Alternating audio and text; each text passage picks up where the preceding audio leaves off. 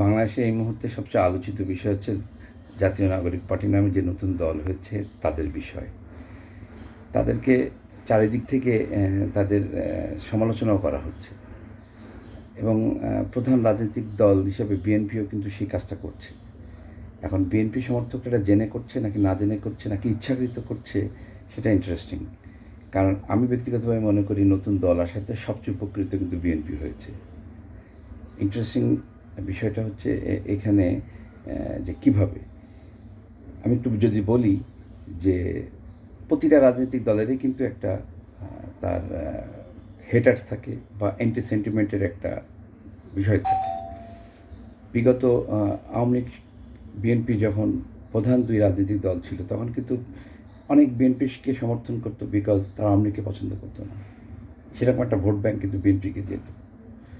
আর একই রকমভাবে আপনি চিন্তা করেন যে জামাত ইসলাম, দেশের অনেক মানুষ কিন্তু চায় না যে দেশে ইসলামী কোনো দল শাসন ব্যবস্থা সরকার গঠন করুক।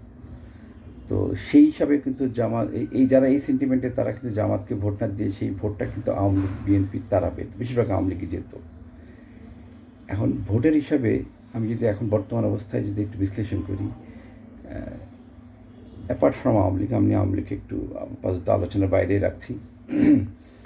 ধরেন আওয়ামী লীগ সরকার পতনের পর থেকে আমরা অনেকে ধরেই নিয়েছিলাম যে তার বিকল্প হিসেবে এখন এই মুহূর্তে সবচেয়ে স্ট্রং প্লেয়ার বিএনপি। এখন বিএনপি স্ট্রং প্লেয়ার, কিন্তু মাঠে আরেকটা দলও কিন্তু আছে স্ট্রং, সেটা হলো জামাত। কিন্তু জামাতকে কেউ আসলে আওয়ামী লীগ বিএনপি যতটা কন্টেস্ট প্রতিদ্বন্দ্বী হতো দুই দলে সেরকম মনে করতো না। কিন্তু যেহেতু আওয়ামী লীগের প্রেজেন্স নাই, সেক্ষেত্রে কিন্তু বিএনপির প্রতিদ্বন্দ্বী জামাত এবং অ্যান্টি বিএনপি সেন্টিমেন্ট বা আওয়ামী লীগের সমর্থন whatever there are many factor, এই ফ্যাক্টরে মিলে কিন্তু ডে বাই ডে জামাতের দিকে অনেকের কিন্তু পজিটিভ চিন্তা হচ্ছিল ভোট দেওয়ার জন্য, যে বিকল্প হিসাবে আমরা তো বিগত দুইটা দলকে দেখলাম, জামাত কখনো সরকার গঠন, এই হিসাবেও কিন্তু জামাতের দিকে অনেকেই ভোটের চিন্তা করছিল আগামীতে। কিন্তু এই নতুন দল হওয়াতে যেটা হয়েছে যে একটা বিকল্প অপশন কিন্তু মানুষের তৈরি হয়েছে।